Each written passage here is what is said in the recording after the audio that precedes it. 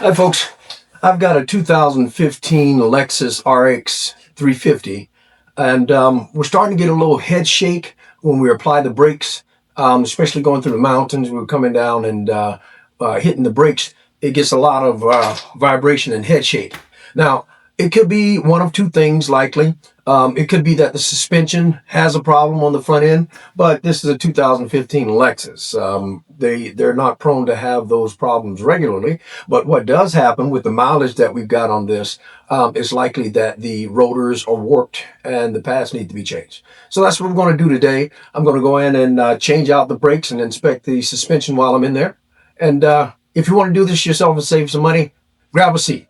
Dad's going to show you how to do it.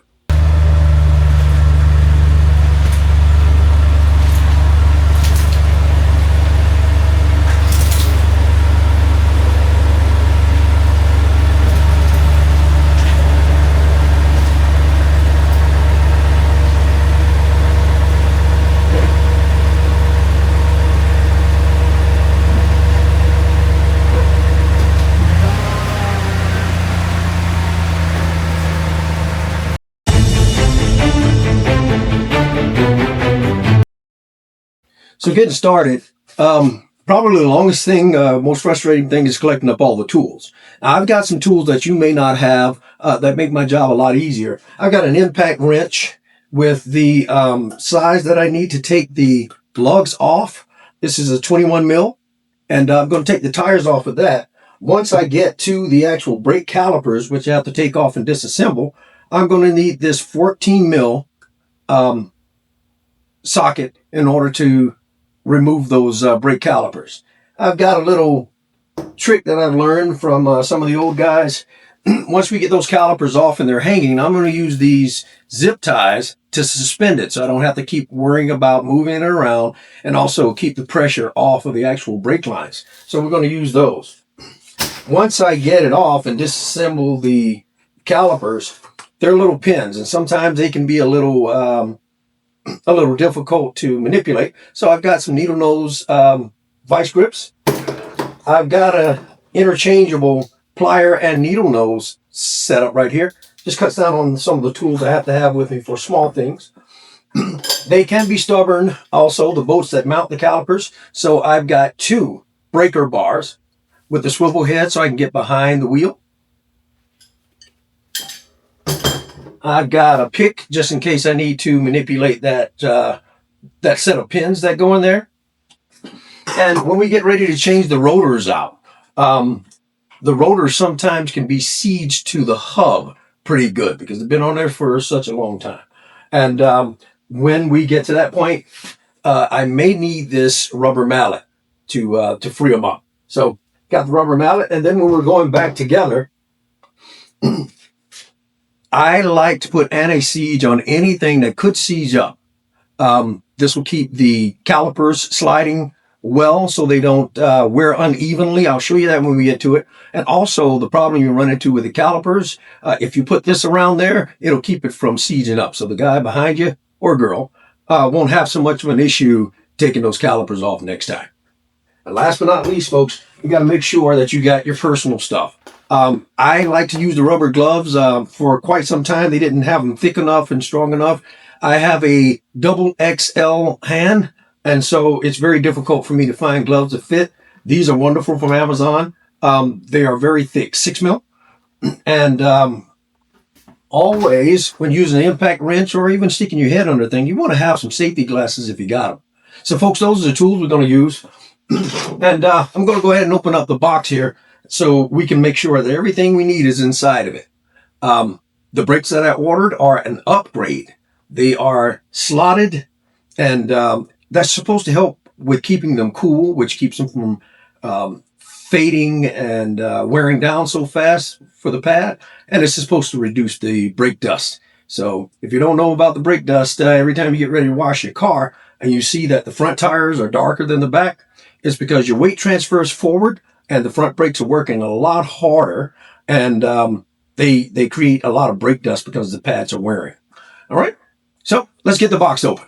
So the brakes I chose are from Detroit Axles. I've never used these brakes before, but the reviews were pretty good. Got them on Amazon. You'll notice that these are drilled and slotted. So that's what I was talking about a few moments ago. It should be an upgrade, help them keep cool and reduce the brake dust and all of that stuff. So doing this yourself allows you the opportunity to maybe put in an upgrade. If you're paying someone to do it, the cost that you pay for the labor, you could put into upgrading your brakes like we did here. So since we're doing it ourselves, we went ahead and went for an upgrade. So these should be the rear, they're smaller. And it's likely this is the front. So we'll find out in just a moment when we get them out of here. And this one's pretty obvious. These are going to be the rear pads. And this is obviously the fronts. Fronts are larger, just like we talked about a minute ago, because your weight transfers forward and the front brakes do more work. All right, so let's get this box out of here. Let's take a peek at what we have in the individual boxes.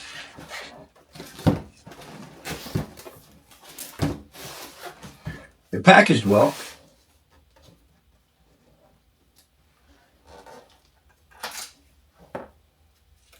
Get these shears and get this open.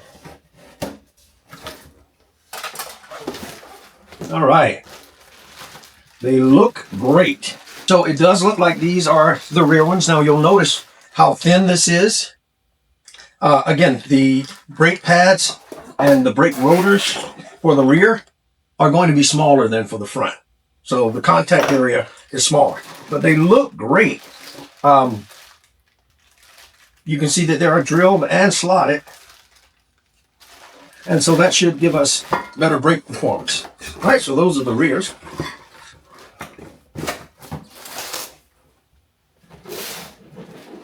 And you can feel the weight difference for the ones for the front.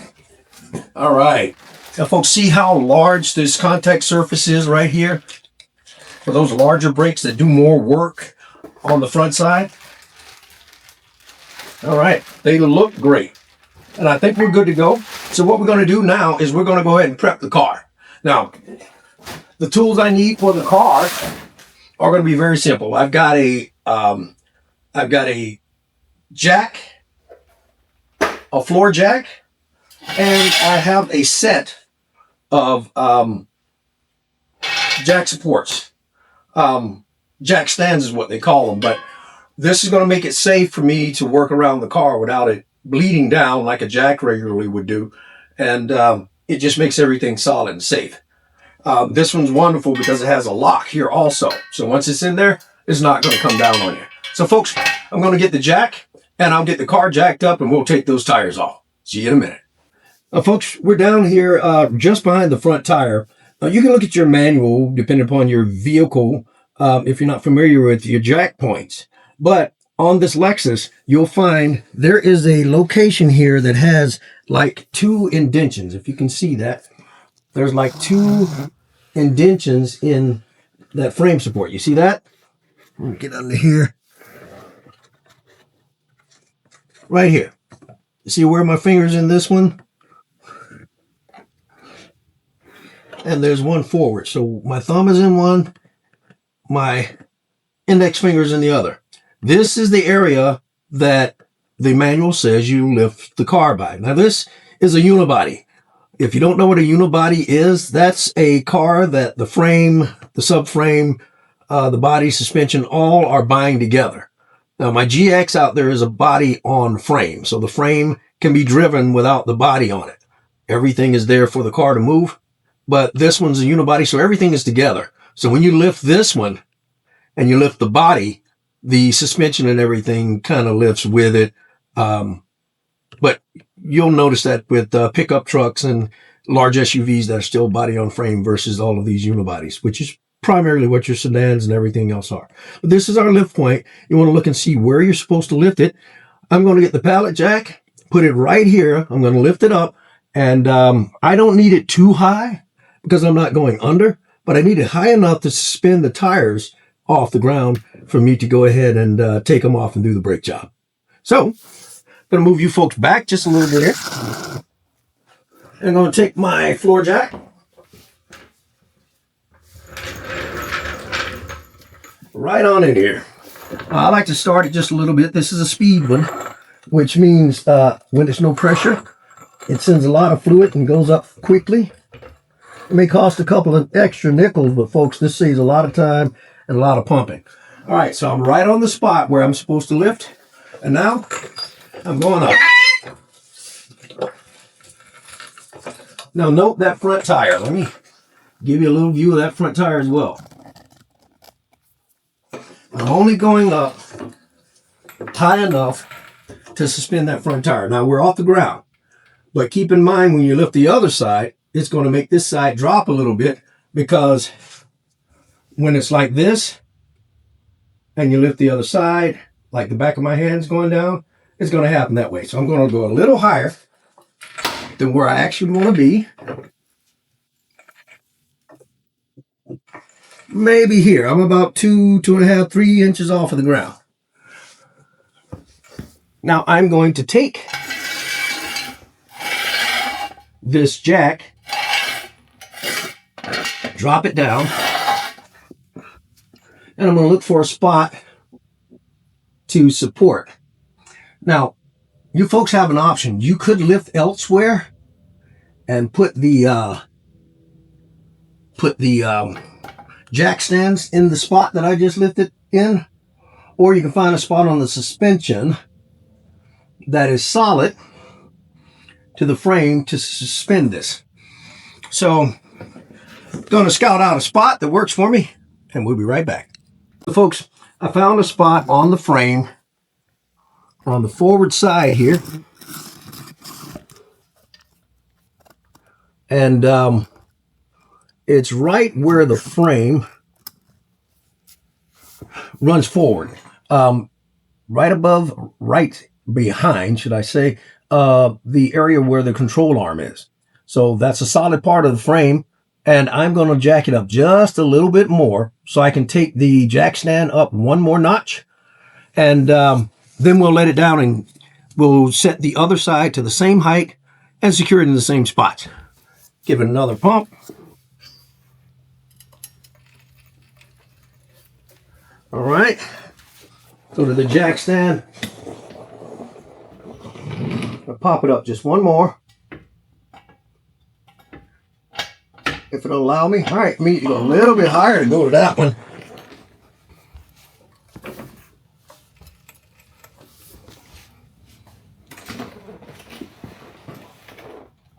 There we go. All right, and so I'm going to put my lock in. So the jack stand is very secure.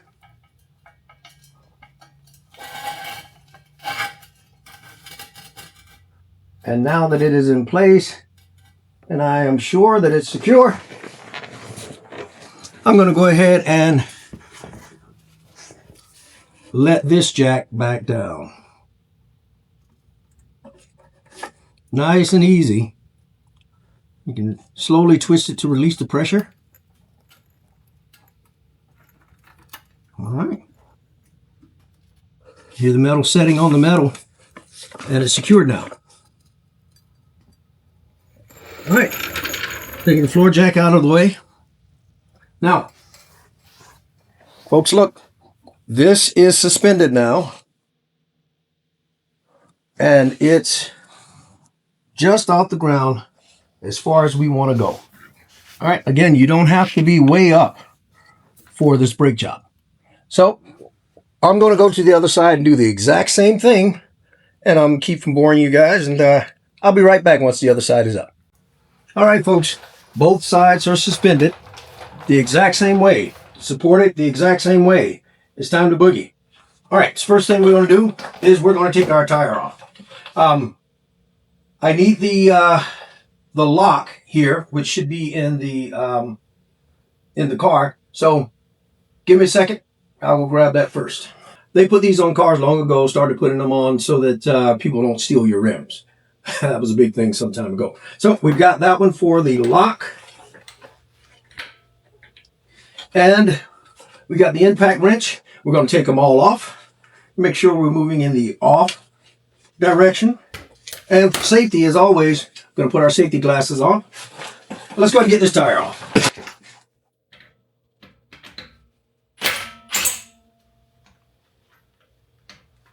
Now, I like to take the locked one out completely.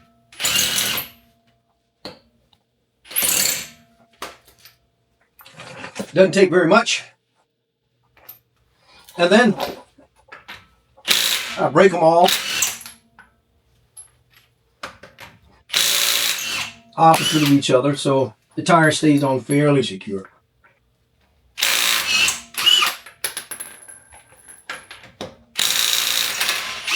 And the last one. Now, folks, if you don't have an impact wrench, then you're going to have to do it the old-fashioned way. A little elbow grease and a lug wrench. Now, there is an option of lug wrenches, which is kind of it's a cross. That's a whole lot better than just the regular lug wrench that comes with most of your cars. I'll show you that real quick. This one gives you a lot of leverage. And it allows you a little bit of speed. Now, granted, it's not practical to have one like this inside of your car, but if you've got a pickup truck, you can keep one of these in there for roadside tire changes. But they also make the ones that fold down now. Two ends of it will fold down, and it compacts it. But same thing, once you got those rolling, all you're going to do is break the torque, and you can spin it. All right, so it gives you a little bit of speed compared to just using a regular one. All right, I wanted to show you that option, so if you folks want to pick something like that up for your regular maintenance, that's great. Now, while I'll take this tire off, I always suggest to folks, if you think you're going to use it more than twice, you may as well invest in the tool. So that would be the incentive for purchasing something like that. Let's get this tire over and out of the way. I'm going to put it midway down the car. One, so it's out of the way, but two, so I don't have to go too far to get back to it when it's time. Now, folks, I want to show you something here. Let me move you in a little closer. Now, she wasn't having a lot of issues with squealing or the inability to stop, but hopefully you folks can see this. Let me zoom you just a tad bit and get you down. Okay, so you see how that looks? It doesn't look to be in the best of shape. All right, we got a little unevenness here, not anything massive, but it's enough to let me know that probably these brakes have gone through a lot of heat cycles or something. It doesn't look so kosher. So they're going to be changed out. The caliper is here. And the portion of the caliper that we want is this portion that holds the brakes. That's where the pistons and everything are. They'll push from the opposite side here. Our brake line comes in back here.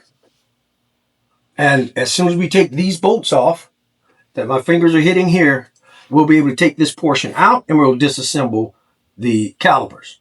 That's what the zip ties are for. We're going to suspend it back here out of the way while we change out the rotor. So let's go ahead and move to that portion. Folks, I want to take you in here so you can get a view at exactly what I'm going to be working. Now, these are the bolts that hold the calipers in. Down here is the other. Those have to come off. And once I take those off, we can take this caliper out of here. All right. So I'm going to move you back a little bit, but I wanted you folks to be able to see what I'm actually working with. While we're under here, let me point something else out to you. This is the brake line.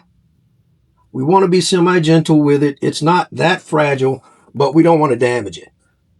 All right. So we're going to pull those bolts out and suspend that. I'll find something back here that we can zip tie to, maybe this bracket here to support it, to take the extra stress off of the brake line. Okay, folks, it's time to take the caliper off. A brake job can get really, really messy, really, really quick. You can go out looking like you're going to do a brake job and come back in looking like you've been mud wrestling. So, got my gloves on, and we're going to take these 14 mil bolts that mount the caliper off now. So I'm going to start with the one on the bottom with the breaker bar. And remember, if you're facing opposite, you're going to turn the opposite. Righty-tighty, lefty-loosey. So since it's opposite of me, I'm going to go towards the righty-tighty in order to break it. All right, torque is broken. I'm going to make sure by coming in and going the opposite way just a little bit and making sure the torque is broken. All right, I'm going to go to the top one now. Since it's facing away from me, righty-tighty, lefty-loosey is going to be reverse. So I'm going towards the tightening. Up against those lines. All right. Torque is broken. Ensure the torque's broken. I'm going to go back and give it another quarter turn or half turn. All right. Now that we are surely broken free, I'm going to go ahead and move to a ratchet here. I'm going to put an extension on here just to get me back and away from the lines. And if I had the right one, it's 3/8. All right, 1/2 inch extension, 1/2 inch drive, and our 14 mil. All right, gives me a little distance back away from the lines, and I'm going to run that off. Now, I don't always use the ratcheting, but this whole setup allows me to hold it straight by holding the ratchet and twist it with my hands. So if it had a little resistance, you'd have the ratchet in order to put additional torque on it. All right, so that doesn't take very much. It's free. The length of it's not that long either, as you folks can see. All right, I'm going to secure that. Make sure it doesn't get lost. I'm going to the bottom one. I'm going to do the exact same thing. Make sure we're clear. I'm going to run that off. All right, I believe I'm free. I'm very free because it fell. All right, going to collect that up. Second one, same as the first one. All right, so now here's where it gets a little interesting. We are going to pull this caliper off now. I got my zip ties near me, and I'm just going to work it out. Now, folks, this is a rubber little grommet or boot here. You want to make sure that that's not torn up or anything because the lubrication in there that keeps this pin free to move would be leaking out. You would see some residual from leakage if you had that problem while you're doing the brakes here. All right, just going to walk it out. Nice and easy. Now I want you to see something here. Note the pads are not coming off with the caliper. That's just fine. All right. Also, whoever did this job before me, they had anti-seize on here. It's not giving us any kind of issues. Notice how it's walking off, and you can see the anti-seize here. So someone did a great job. Probably a Lexus dealership or someone changed these brakes prior. All right. Walk that off. And now the calipers are very heavy. So you see there's anti-seize here on the actual pistons. It's a dual piston. So there's anti-seize around here because it was put on the pads. And we are going to stow this caliper. And I've got a tool to push these pistons back. We may or may not use it because they are not extended that far. But the reason they're not extended that far is because these pads are not that worn. But I'm going to change it all as a set because something has caused the warping on these rotors. So we're going to change it all as a set. And let me secure this set of calipers. Zip ties here. Going to run it up through here. And it may behoove you just to make a loop with your first one, like I just did. That's to have an area to support. And then I think I'm going to take it up to the bracket.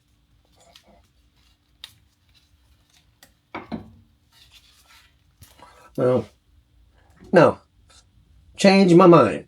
I'm going to take this eyelet.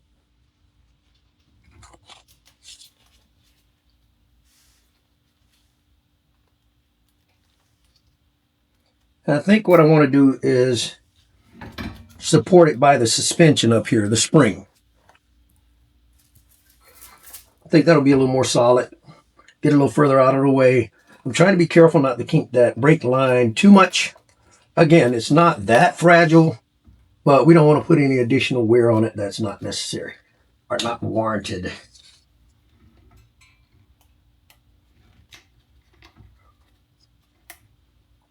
So feeding this zip tie through the spring.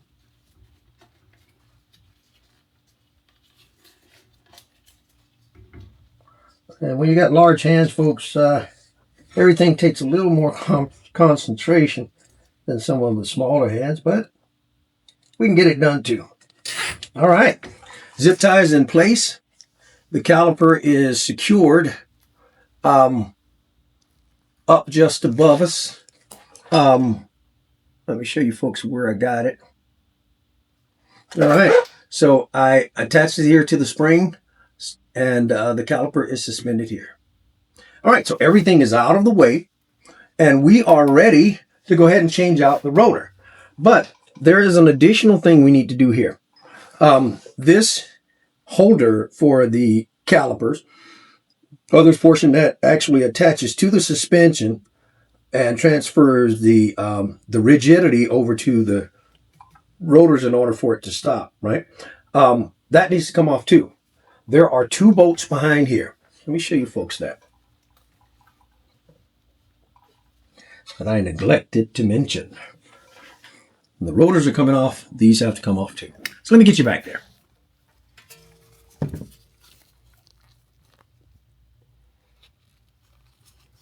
So if you can see down here where my finger is, that bolt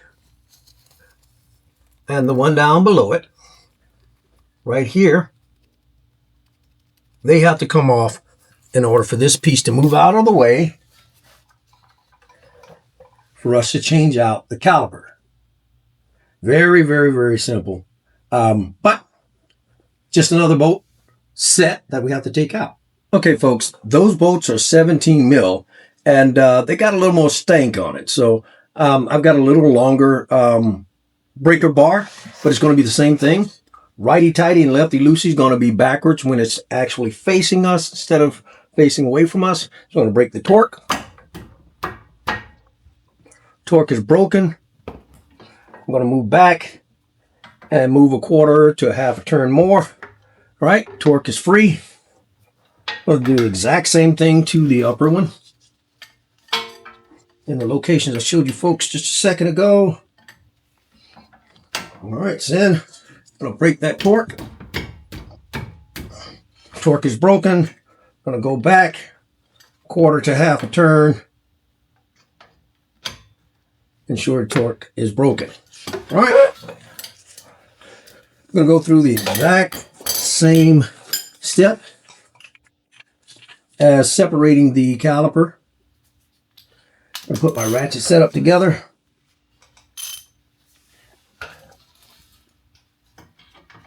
Get in here and run it off by hand.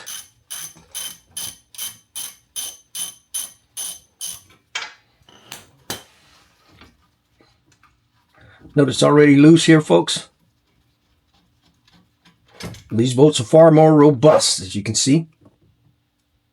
All right, that holds your brakes to the car. Right, put those away. As soon as we get them, to make sure that we're orderly and we're not looking for parts when we're trying to go back together. Now, I've run into some people who think you should replace hardware and things like that. Maybe that was a necessity long ago, but the quality of the hardware we've got now, especially with makers like Toyota, Honda, Mazda, you're less likely to need that type of thing, but anything man-made may need replacing. So make sure you inspect all of your hardware and all of the rest of the parts that come off of your vehicle. All right, so it just slides off that easy, folks. Boat looks great. We're going to put a little anti-seize on those when they go back in. Likely that's why they came out so nice and easy. Now, I want to show you something here. This is the outer portion of the calipers. You'll notice the brakes still have the line down the center of them, of the pads. So they weren't worn massively. However, we are going to try to eliminate any issues. You'll note that it has the pins that I talked about. Those are what helps the brake pads release from your calipers when you let go of the brakes. So the pistons push them in, and then when you're done braking, the reason you're able to go again is because these pins push the pads back out, and the pressure from the pistons or releases. All right, so that's how it works. That's what springs them back. All right, so we're going to make sure that we put the new springs in. If you've got a change that's happening and you don't have pins, they didn't come with it, it's likely okay to use these as long as they're not fatigued and they're missing the form. You'll know that by when you take them out, if there's very little pressure or tension. Notice how that one's expanded beyond the pads here. It probably has enough tension to be reinstalled if we need it to. But I believe the other ones come with it, so we won't have to. But just in case anything is up, I'm going to keep these until the brake job is done. Then the pads. This area, or the slotted area here, on both sides of this pad, needs to be lubed very well with anti-seize. That keeps the pad able to slide back and forth evenly, instead of one side being hung up and the other side being pushed in by the piston. What that causes is uneven wear on the brake pad. And so you'll have one side of the pad thin and the other side thick. Also, it could lead to squealing and stuff because you start getting close to the metal. And on these actual little pieces here, I'll flip this over, you've got little indicators. So when it starts getting too low, hopefully you folks can see that where my finger's pointing. When you start getting too low, you'll hear people pull up to stop, and you hear the squealing. Those are like a dummy sound, right? Hey, my pads are low. You need to change me. So it gives you an indication that the pads are low when you get metal on metal instead of the brake composite material on the metal rotors. All right, so let's go ahead and get this rotor off here. And what's really neat is once you get that off, this rotor is just simply sitting on the hub, somewhat floating. If it's anti-seize on here, we may have a very simple, easy pull-off. If not, we'll get the rubber mallet and we'll put a little shock through it in order to get it off. So let's see.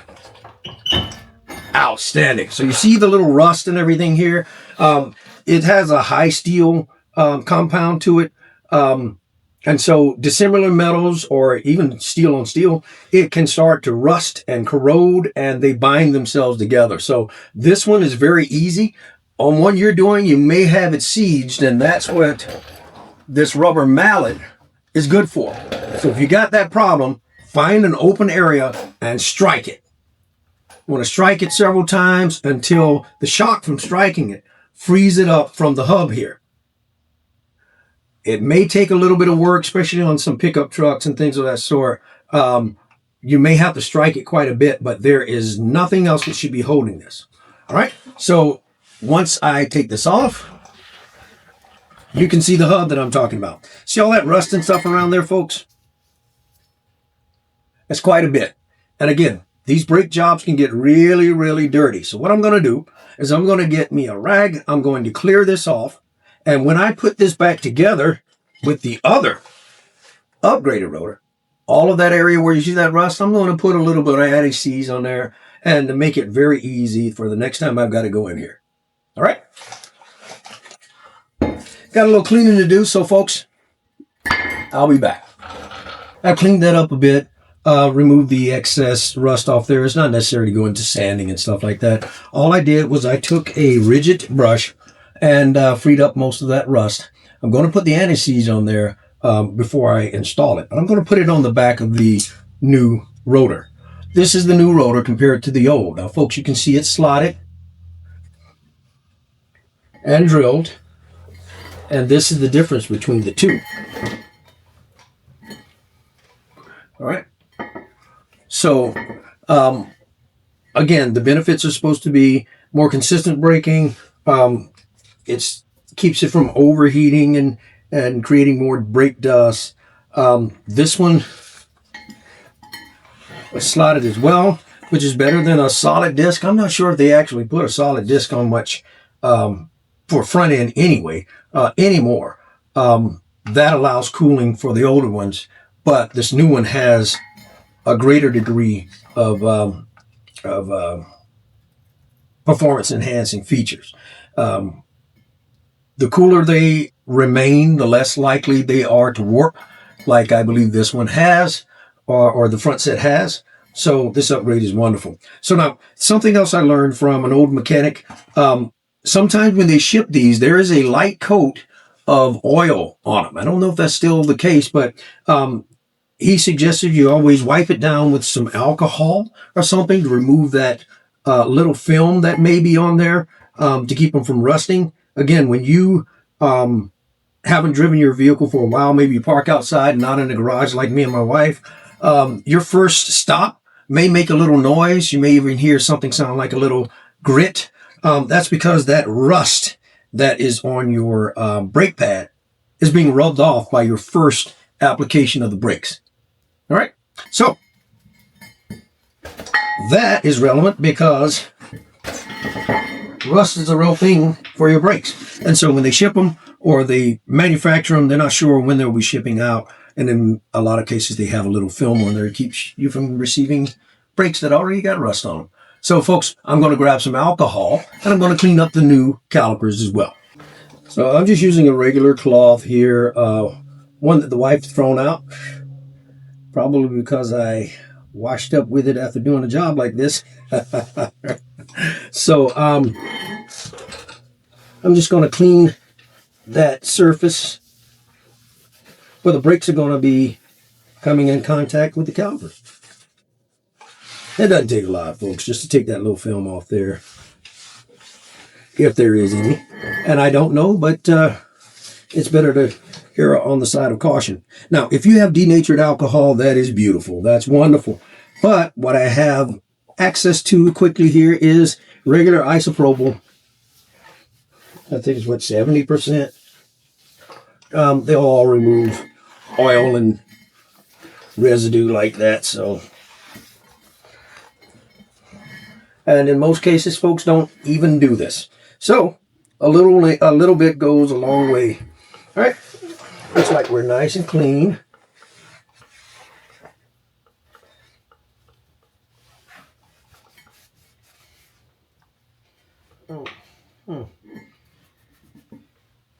So a little bit of adhesive. I don't know if you folks can see that or not, but that's something that was revealed after cleaning this with the alcohol. All right, so there's got to be a little benefit to cleaning it up that way. There's a saying: "Beware of the old soldier. They know things we don't know." So appreciate the older guys that pass down information like that. So here's what we're going to do now. We're ready to put this on. I'm going to apply some of the anti-seize to the hub mating area here. All right. It doesn't have to be a ton, folks. And I am going to, well, let me stir it up a little bit. It's got a little bit of separation to it.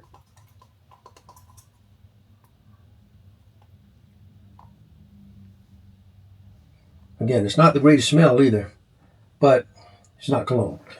All right, so I'm just gonna put a little bit around here, around the middle of the hub here. So when we change these out again, it'll be just as easy to take off as it was this time, or easier. If you folks remember the Easy Off commercials for the oven cleaner, Easy Off makes oven cleaning easier. Oh, this is kind of like Easy Off. All right, so now we're going to take it and we'll align the lugs. And that's it. Now, you'll notice that it's kind of free floating. They need to be that way because as they heat and cool, They will have a certain degree of deformity. Of course, we'd have to have machines to see what that is.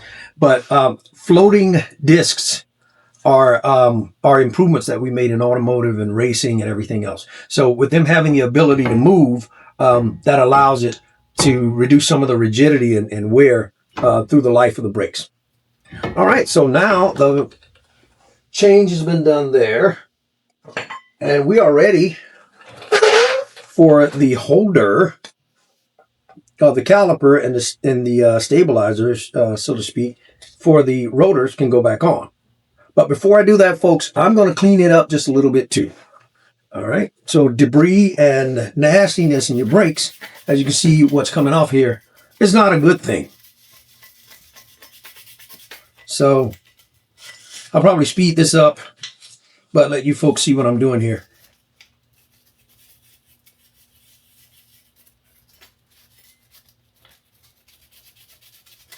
If you got brake parts cleaner, that's wonderful. I don't have any on me. I don't know, I might have some in the workshop, but it's cold. Very cold February day, so I'm just going to clean it up here.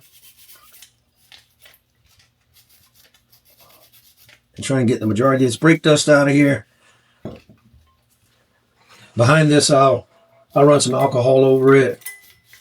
But if you have brake cleaner, that is wonderful, folks, to get that solvent and stuff off here. So if it's too bad, maybe I'll have to go get it, but let's see.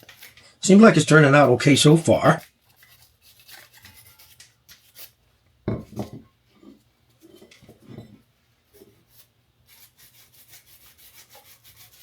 Yeah, that's a lot of dust. It's got me thinking about going to look for that fluid solvent now.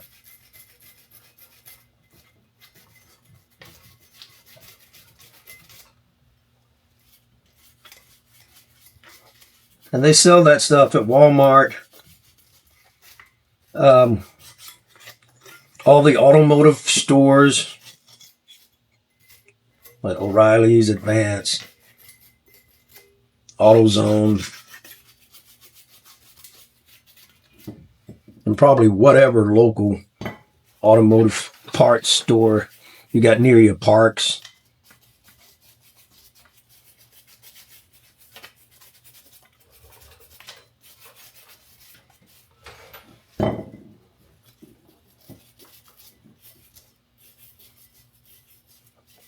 I don't know, folks. I really like my jobs to be clean. I want to put them back together.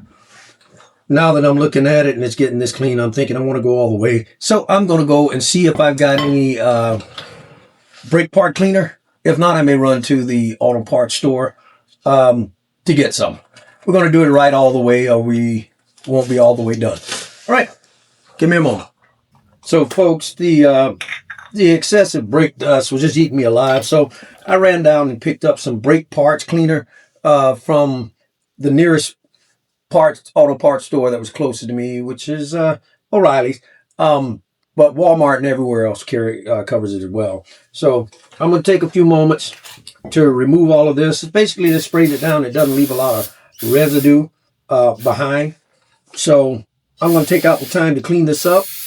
And once I got it all clean, folks, I'll be back. I won't bore you with that. But you just spray it down and you'll be good to go.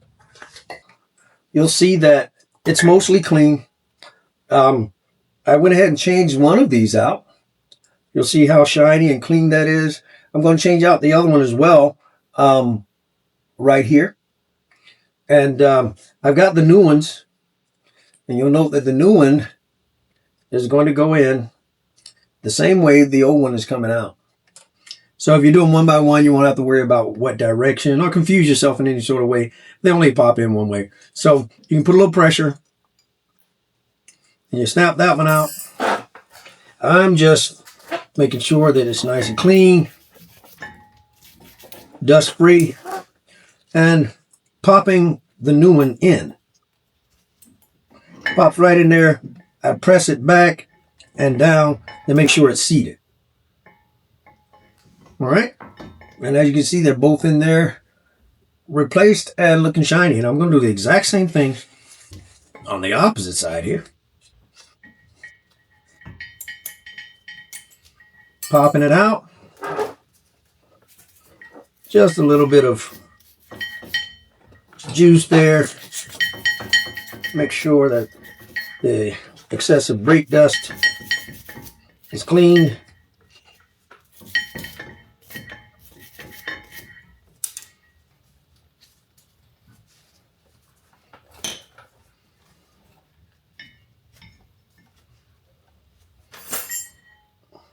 Looks pretty clean to me. And I'm going to place the new clip right into place.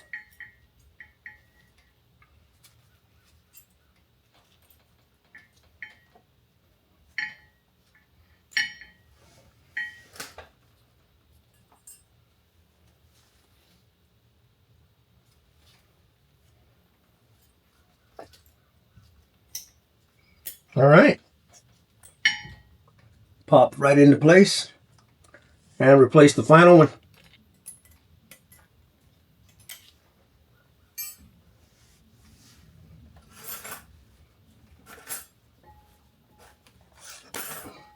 Get a little bit of this clean fluid just to make sure that we are definitely brake dust free.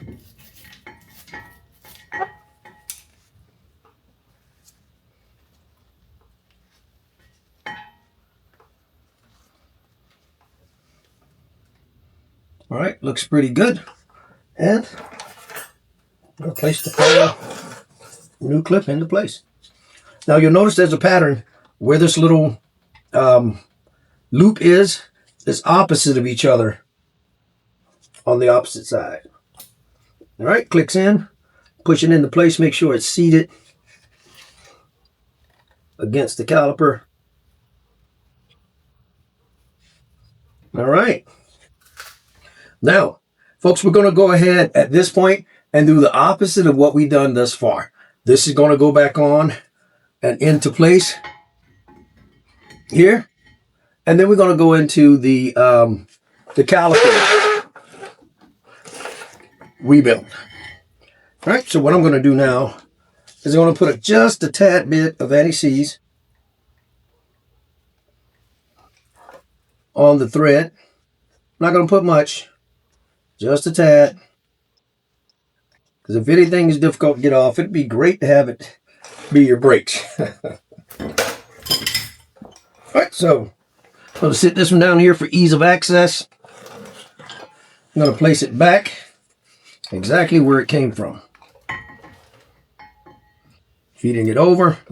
Make sure the calipers sit back.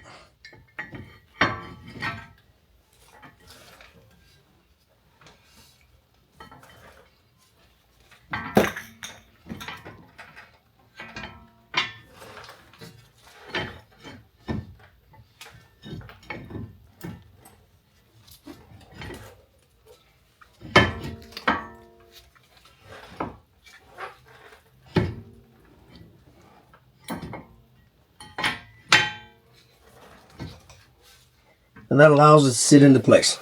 Now, folks, I won't bore you with this part. I'm just going to reach back here, and it'll take a little adjusting to get these bolts into the location they're supposed to go in. But we're just going to put them back in those same slots, and I'll be right back. Okay, folks. Like I said, I didn't want to block the camera with my head. I went ahead and started them, and now I'm going to run them in. And what I like to do is take the extension setup that I have. It makes it easier to run it down by finger. And I'm going to feed it in there. I'm going to run them in.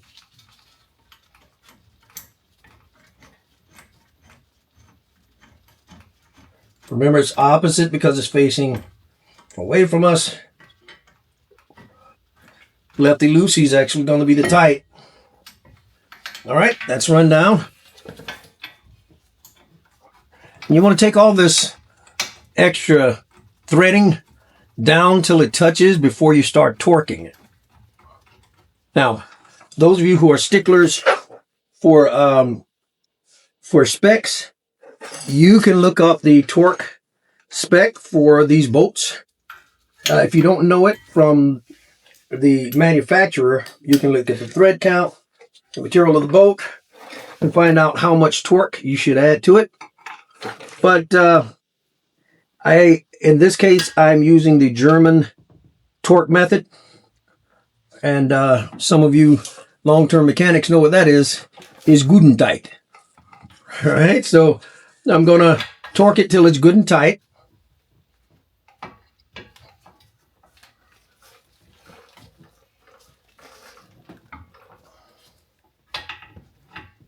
Give it another quarter turn here. All right, I'm going to do the exact same thing with the upper bolt.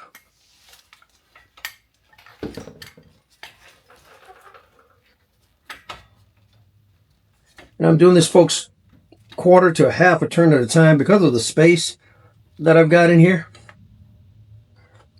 And I take it nice and easy and don't rush, and make sure everything's out of the way before I put any motion and force on anything. All right. All right. That's pretty good. So I'm going to go back, give her another quarter turn, and that should put us at a good enough torque on it.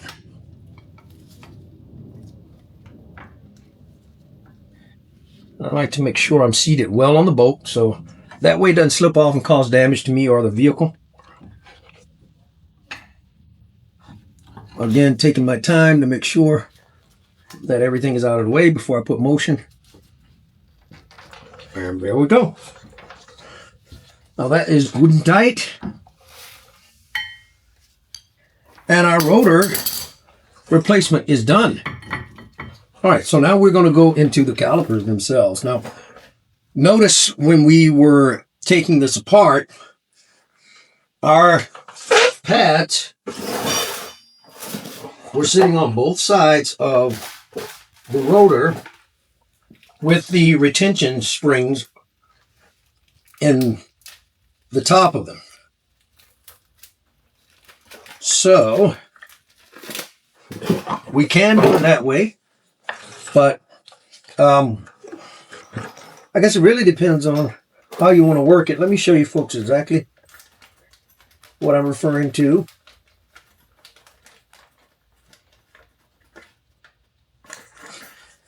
These are the new pins.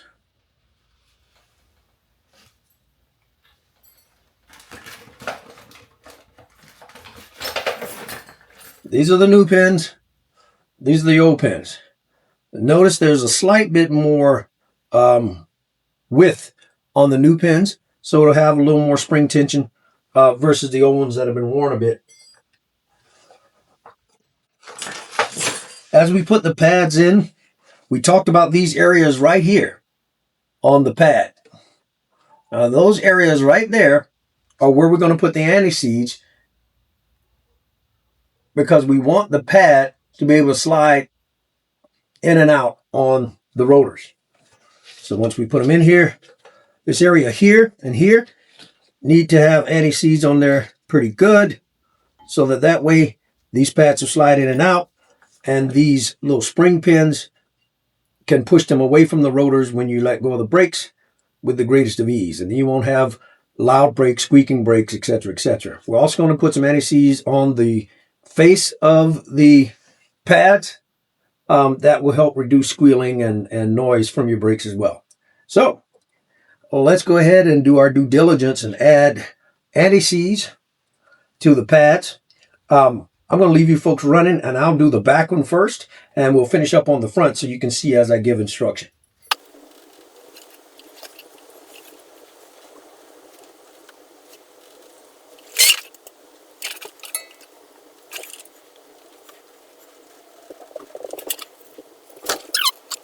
Okay, so now this is going in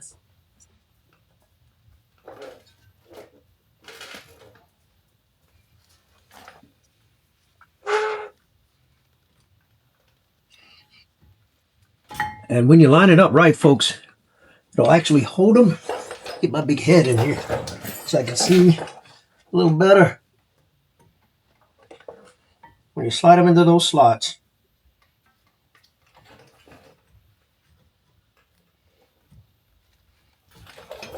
it'll retain the pads for you.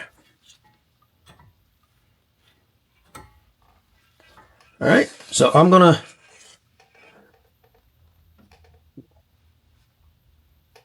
trying to stay out of the way of the camera here, but I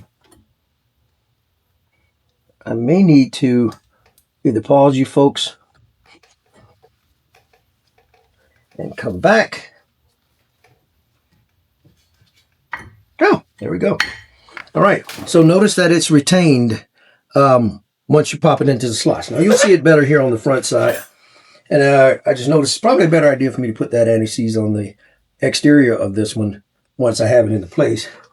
But I'm going to go ahead and put a little bit of anti-seize on these ends. And then put it into place. All right, here we go. Place that lower one in. You can see as it goes into the slot here. And then the upper, pushing against those little loops. And it pops right into place. All right. So, folks, my wife is advising me that I need to vent the garage a little bit. The smell's getting strong, so I'm going to vent it just a tad bit, and I'll be right back. Okay, folks, ventilated, wife's happy, and I'm going to go ahead and put these clips in. Now you'll see there are two holes. Hopefully you can see the two holes right here on the top of the pads. I'm going to go ahead and stick one on one side, one in the other, and I'm going to seat them deep. Notice how it sticks up there? Now, hopefully you can see it from the bottom here. One hole here, one hole here. And I see them good. All right, so they are in. Now, you can put them together inside of the calipers if you want, but I do it here because it's open and I have large hands. Sometimes it works against me, but we'll find out in a second. All right, so now the caliper that we had extended, or I'm sorry, suspended up there, we're going to bring it down now. Remember, we put it up here where the suspension is holding it. So I'm going to grab my needle nose. I'm going to cut it free. And I'm going to take the other zip tie off.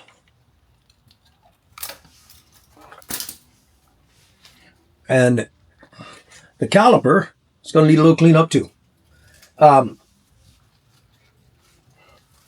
The pistons you can see here, they have to be retracted. Now, some vehicles, you have to open up the reservoir if it's pretty high. This is a very small amount, and I'm not doing them all together. So hopefully, it'll allow me to just retract these a little bit. Retract these pistons a little bit, because the distance between the outer portion here and the actual moving pistons is going to be greater now that we've got thicker pads. So we need to make more space in here for these pads before we put it back on. So I'm going to back these pistons off just a little bit, and hopefully it'll be wide enough with a little bit of force to install them on the new pads. So I'll reach over here and get me something to pry with.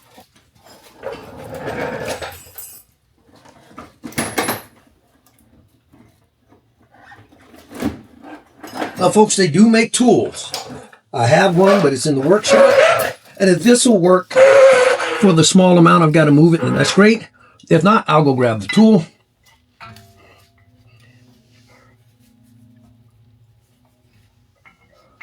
So I'm going to put a little force here and push the piston back. All right, notice how it moved just a little bit.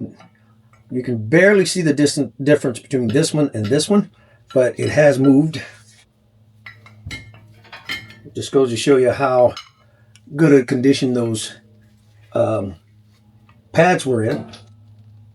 The movement is minimal. Now, what you can do, if that's slipping around, same thing I do on motorcycles, I'll take the old pads, since they're not going to be used again. to fill that space.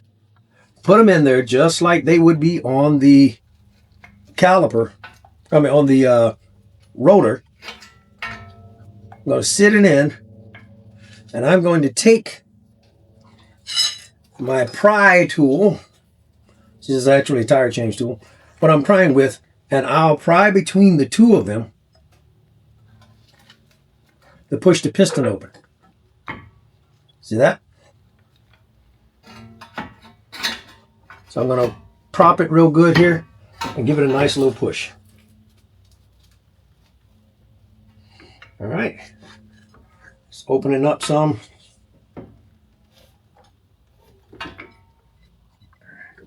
I'll make sure I'm open well enough to make it really easy to slide over the new pads. All right. It's a really easy way to see if it's open well enough. I'm just going to take it and feed it over the new pads. Now I go the piston first, close it in a little bit, and apparently we need just a little more space. So folks, I'm not going to bore you with it. It's going to take a little bit of adjusting around to see where I can pry it. But I'm going to pry it open just a little bit more, and I'll be right back. So folks, looks like a little patience and diligence probably has us right where we need to be. So I'm going to put a little bit of anti-seize on the surfaces that the pads and stuff are going to slide against. I'll put a little bit on the piston too.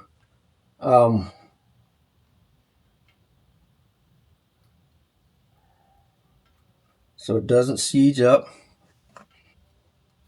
Again, folks, you don't have to overdo this. A little dab will do you. And now I'm going to just slide it into place. Hopefully it's wide enough. Patience and diligence, just forcing that fluid back. All right. Nice.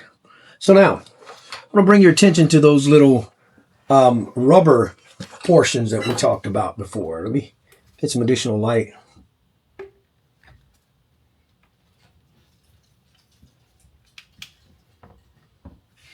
Okay, so we talked about this area right here where my thumb is, having the little rubber grommets there. Got that on both. I'm going to make sure that it's seated in there well. Push them in, because the calipers have to sit on the opposite side of them. All right, and that's what's going to get you seated. All right, there'll be a little bit of spring pressure because of those little pieces that we put on that open the pads. It also keeps the caliper sitting off of the top of the pads a bit too. Now, the bolt that we talked about a little earlier, that we took out of there to take this apart, I'm going to put just a little blessing of anti-seize on it too. Just a tad. And I'm going to start with the one up top. And I'm only going to start it. I'll make sure I thread it. All right, so folks, you can roll opposite of your tightening direction until you hear the click, and then go to the tightening direction. What that does for you, it keeps you from cross-threading things. You can do that with anything you're threading. All right, a little kiss of this on this one. I'm going to get in here and do exactly the same thing.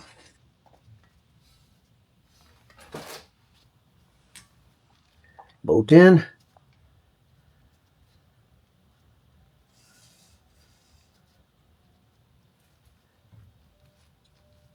I'll line that up. Oh. All right, heard the click. Now, I've started threading. All right, so I'm going to take that 14 mil and give me a little bit of extension so my fingers to work, and I can run that a lot faster.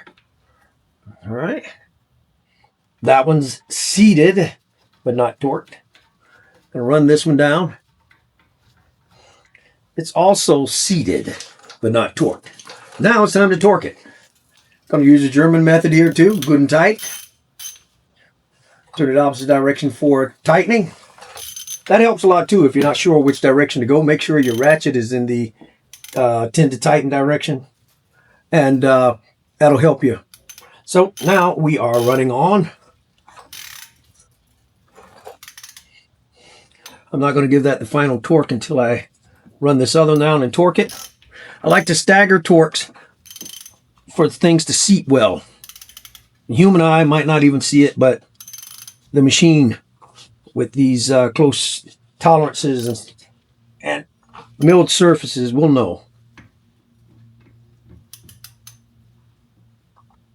Okay, folks, that is it.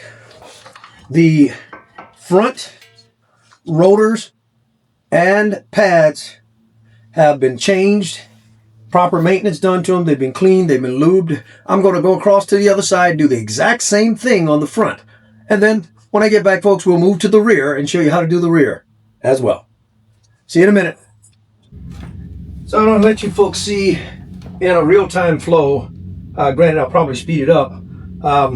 When you've got everything, how smoothly this will actually go.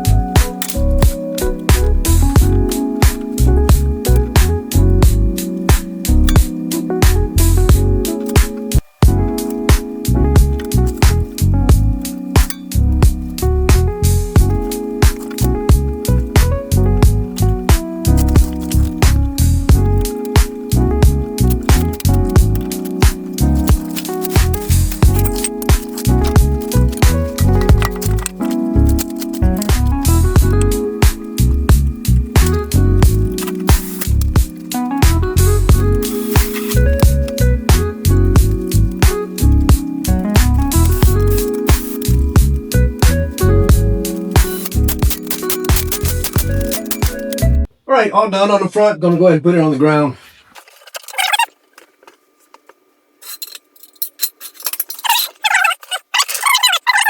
All right, save a little time, keep from being bored. I lifted this one center rear, right in the center of the where an axle would run through, and I put the jack stands where you would jack it to change a tire. All right, I'm going to pull this tire off, and we'll get into the actual brake change.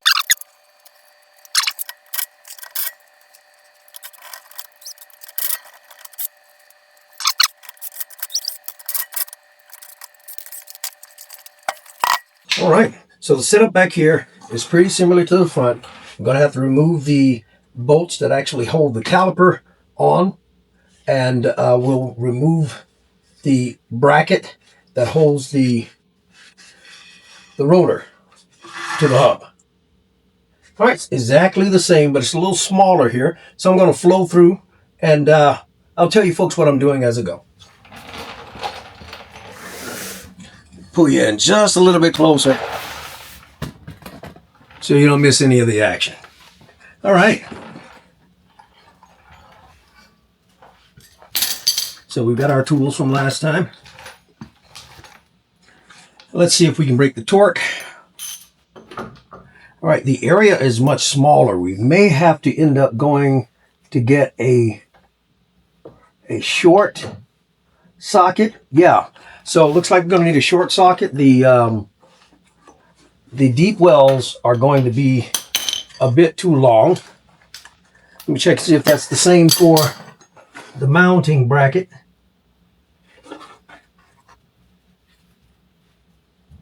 And we'll walk over to the, well, I don't know. It'll fit one of the mounting brackets.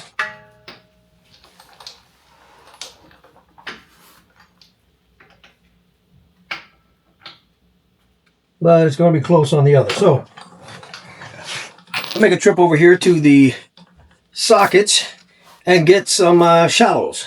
Get rid of these deep wells. All right, folks, got the shallows. The shallows I have in the socket set are 3/8. Let's see if we can bust it with the 3/8. If not, I'll get an adapter and we'll get the breaker bars on it. But opposite, since it's facing me, facing towards me. And torque was pretty good to brake.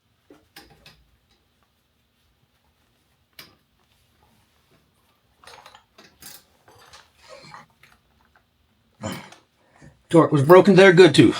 All right, so we're just going to run these out.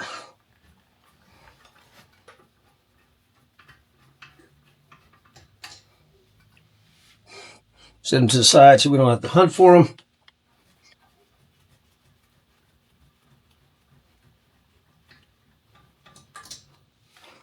And calipers coming off. All right, so something else I used to do on the motorcycles is before you take it off, folks, what you could do is if you have an opening like they provide you here, you can wedge in there and spread the calipers a bit. Now, maybe a little difficult with this large thing, but maybe the 3/8 here.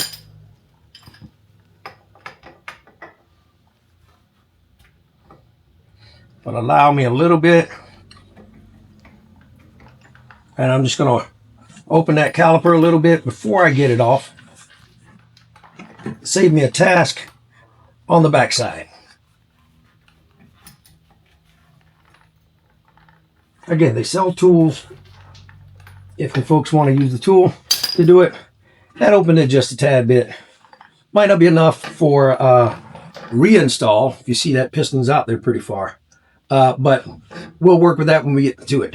Now, the area here is a little closer, so I can just sit it back here. I don't need the zip ties for the rear, I don't believe here. And we're going to go ahead and take this portion off. Now, these pads are smaller. Look at the brake dust in there, folks. I'll show you.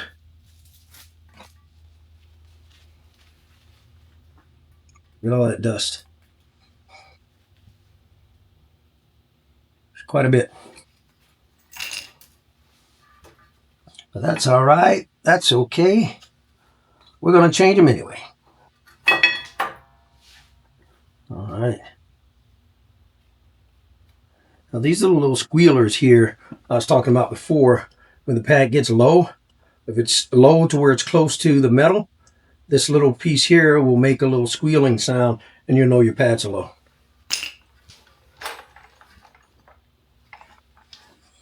All right. Now for the 17 mils. We can break those with the 3/8 as well.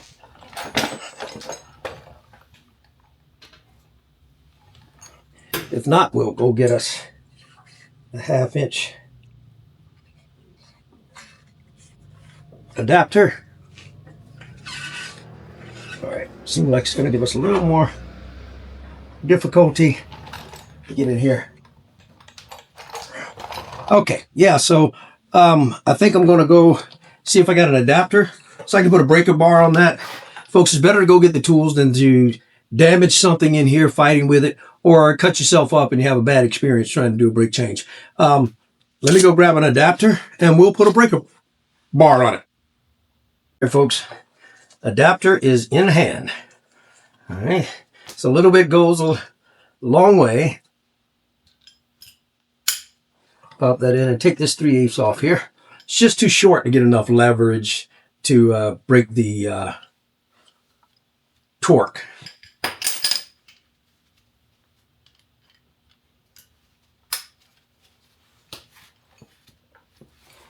If you folks ever wondered why some sockets are black, some are chrome, well, the black ones indicate that they're good for impact. All right, so impact wrenches and things of that sort. Okay. All right, we're in there good. And it's as easy as that. Just a little leverage is all we needed. Gonna do the same to the bottom. And it is broken. So now I'm gonna take it and run them out just like I did on the front side with my hands or fingers.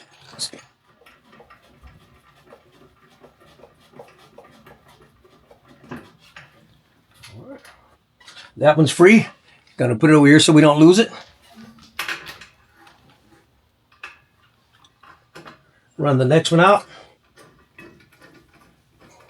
Now, folks, when they get loose and free like this, sometimes you might have to support the bracket so the bolt doesn't get bound as you're taking it out. All right. See how it just fell out of there? Nice and easy. Easy peasy lemon squeezy. All right. So now we're to the rotor itself. We're going to do the exact same thing back here that we did up front. We're going to try and pull it off. If it doesn't pull, we're going to use some shock value.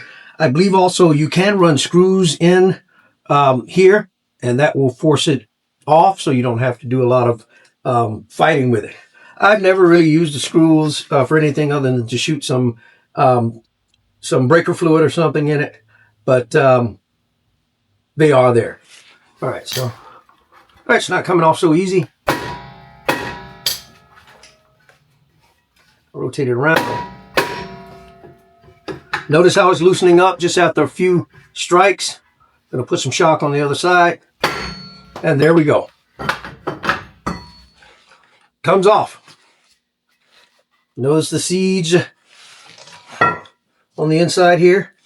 Now, all right, so it doesn't look too bad through here, but we're gonna put some anti-siege on there so we don't have to suffer with what we just went through on the next change. So I'm going to go ahead and reach in here and get the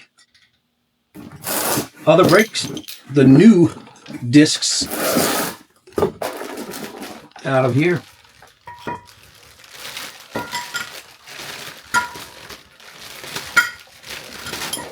I was using alcohol, but since I went ahead and got the brake cleaner, I swapped over to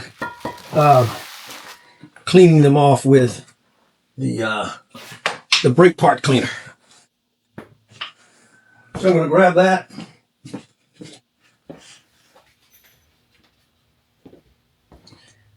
And folks, I'm going to change out my gloves as well. Now, since there are brakes back here, I'm going to take a little bit of the fluid and clean that up too while we're in here. There is no better time to do preventative or upkeep maintenance than when everything is wide open. So we'll clean that off a little bit. I'm gonna move this out of the way and put me a catch-all here so I don't have so much cleanup to do in the garage once we're done. Again, like I said, brake work is pretty messy. I'm gonna clean this up while we're in here.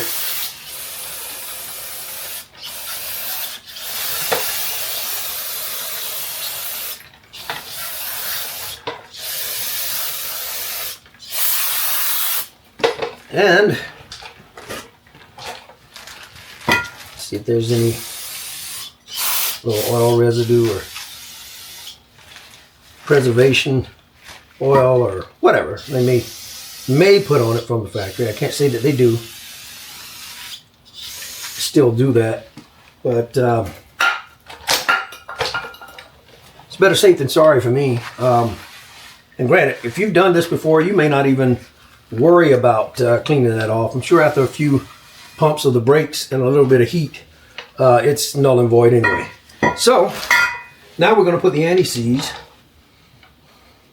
on the hub again to make sure we don't run into the same problem. Now we're going to have to be careful with where we put this, because these shoes, these are called brake shoes, these shoes for the park brake need to be able to engage here. So we don't want any there to make it slip. Then the park brakes won't work very well. So I want to make sure that I'm only on the hub. So what I think I'm going to do to make sure that it stays away from the realm where the brake shoes are going to be, I'll put it on the actual hub.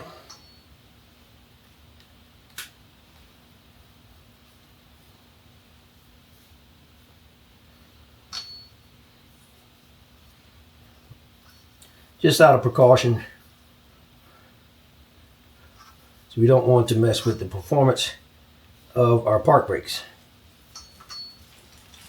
All right. Now we're ready to go back.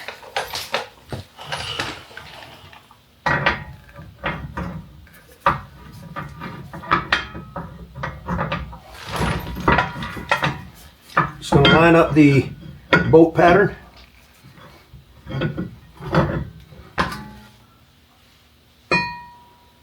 Apparently I'm blind,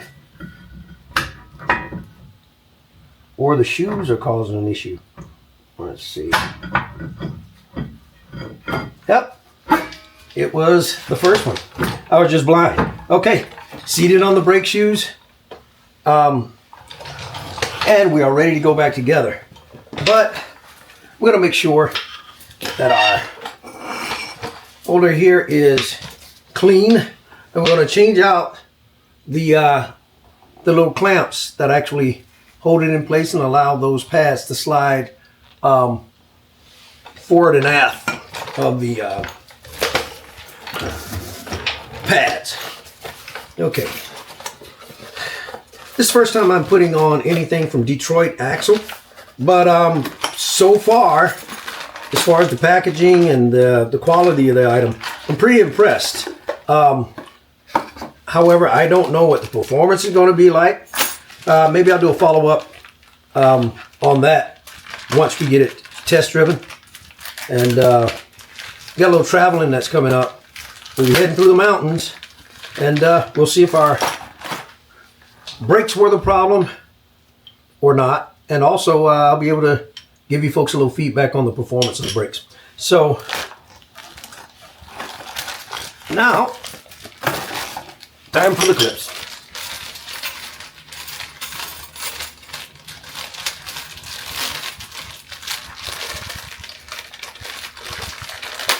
New parts always look so wonderful. It makes you feel good just putting them on.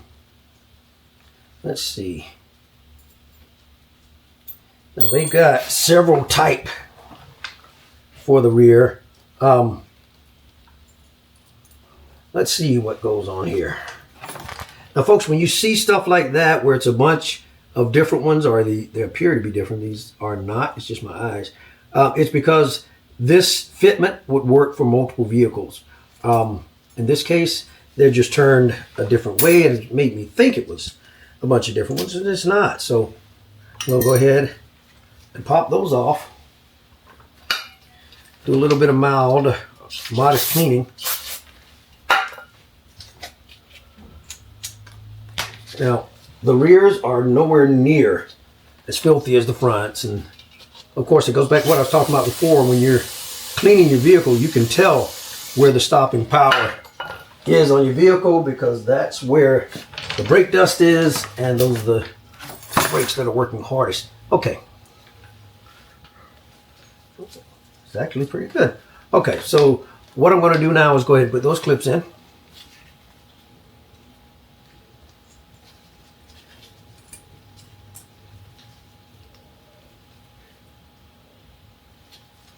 Yeah, that's going to be the wrong way.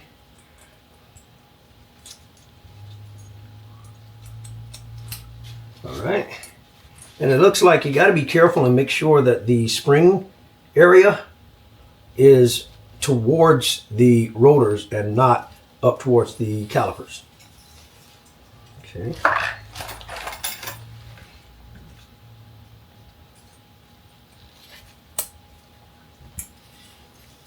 All right. Those are in. Swap around and change out the other side.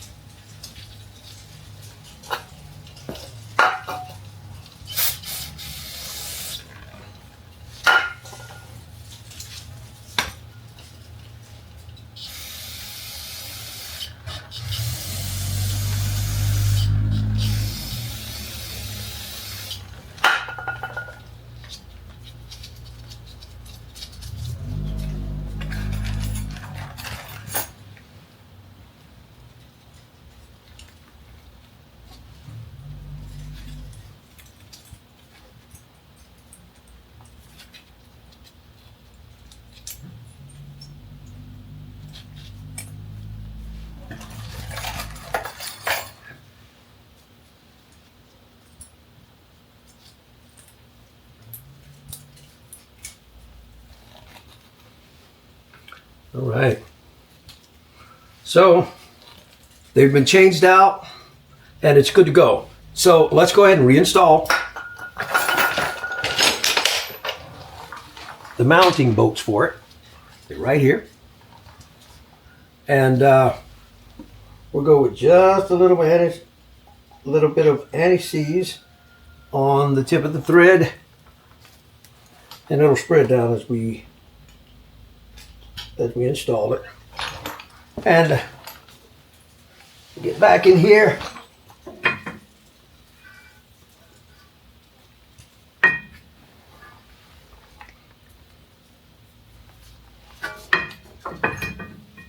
And put it back in place.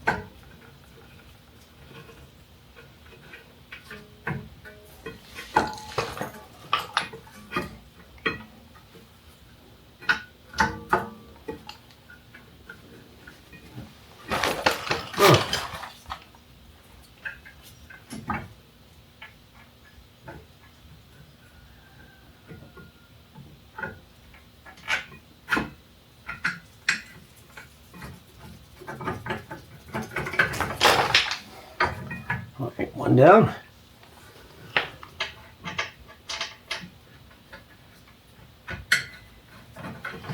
All right, number two in.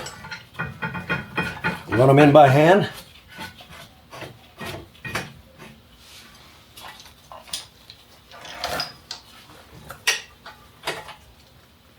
till they're seated.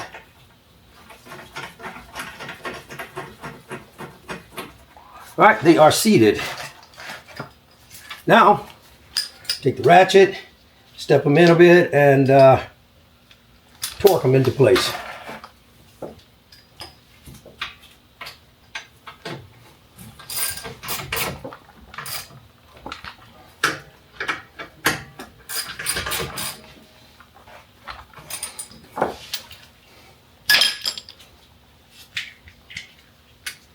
All right, last little step here. I'm going to give them like an 1/8 or 1/4 return for my German torque wrench.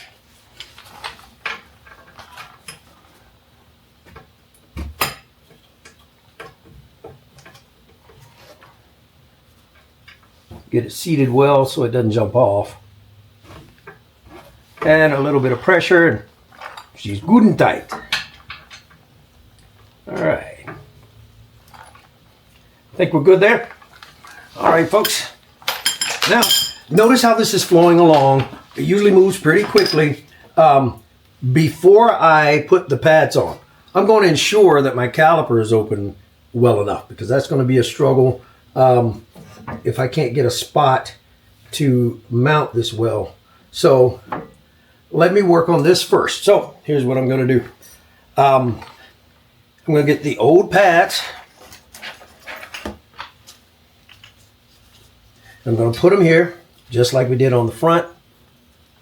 I'm going to wedge between them. If we can get some good motion there, that'll be it. But if not, I'll go get a set of my clamps or the actual tool for opening the pistons on the brakes. All right, let's see.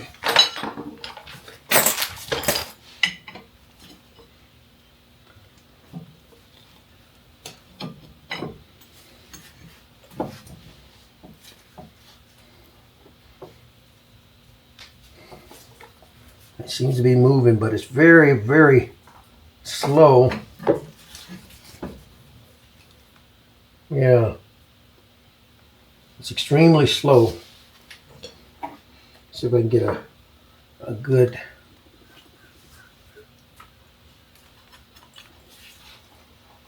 place to seat it. Here we go.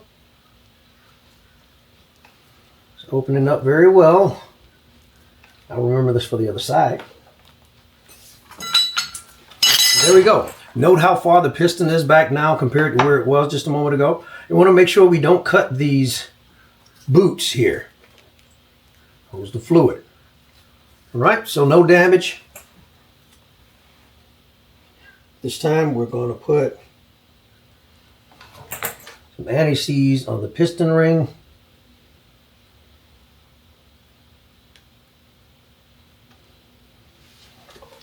And I'm going to put some on the retaining side. It does not move.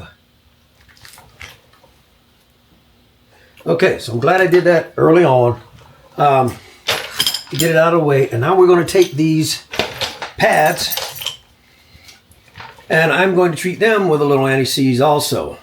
I'm going to put them again on these tabs that are going to fit right into these retainers. Also, it gave us the little feelers that I spoke about just a moment ago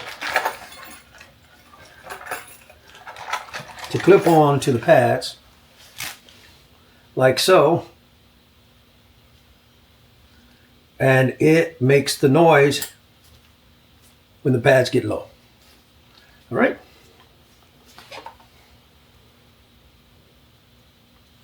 I'm going to treat these.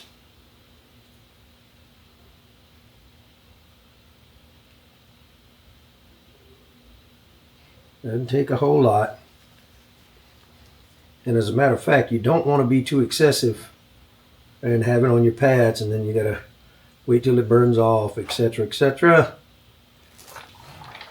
I try to be fairly liberal, but you don't want it excessive to where it's going to be an issue with your pads and your rotors.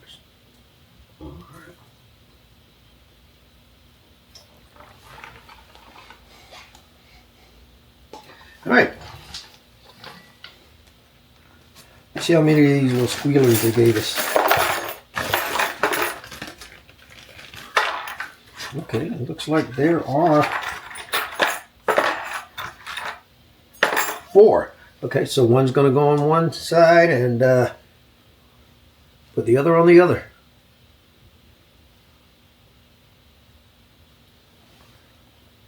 All right, clicked into place.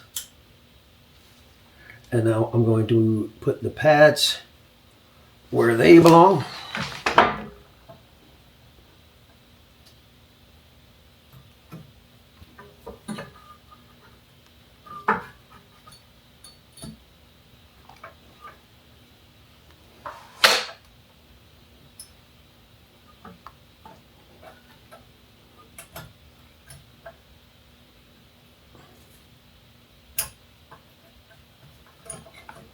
Well, takes a little bit of patience to line it just right for it to pop right in there, but it's not that difficult. Just got to hold your tongue just right. Almost. Let me go and get this one in. So you can see exactly what I'm doing.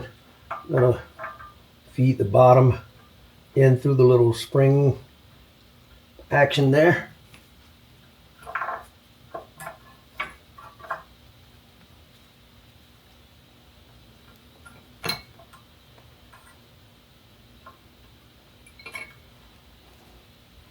And then a little pressure down to get it into the top portion. And there we go. All right, so I got to do the same thing to the opposite side. Again, it's just awkward to get to it, especially with trying to show you folks by the camera.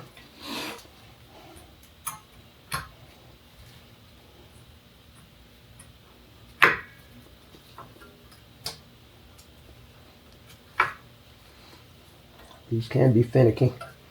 Just gotta make sure they're seated.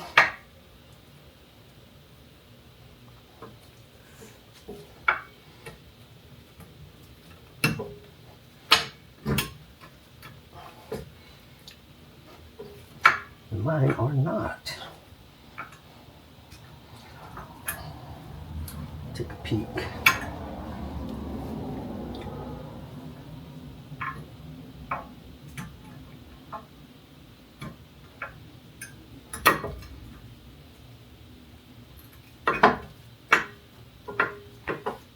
All right, there we go. Opposite side. Ah, the clip was sitting up. That would definitely add to the difficulty.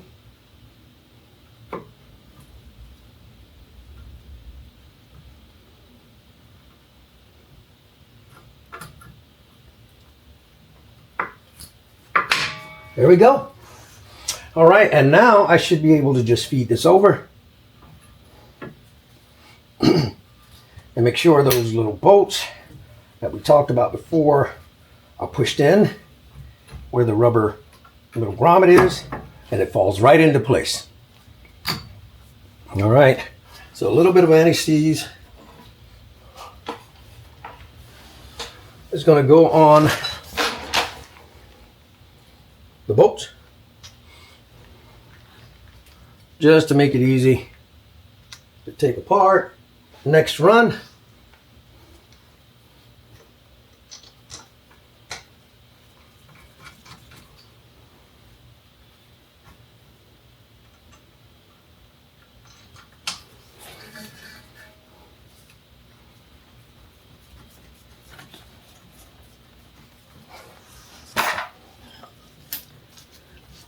now gotta run them in.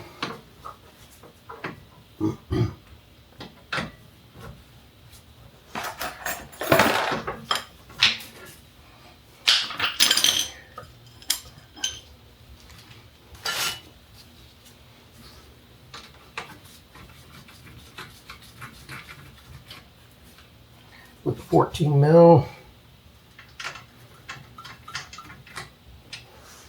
Put some minor torque and then we'll put final. Run in. Okay, and finally,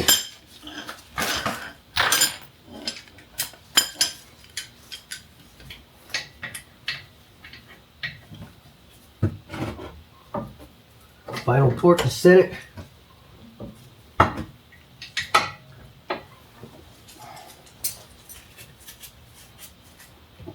Turn, oh, a little more than that.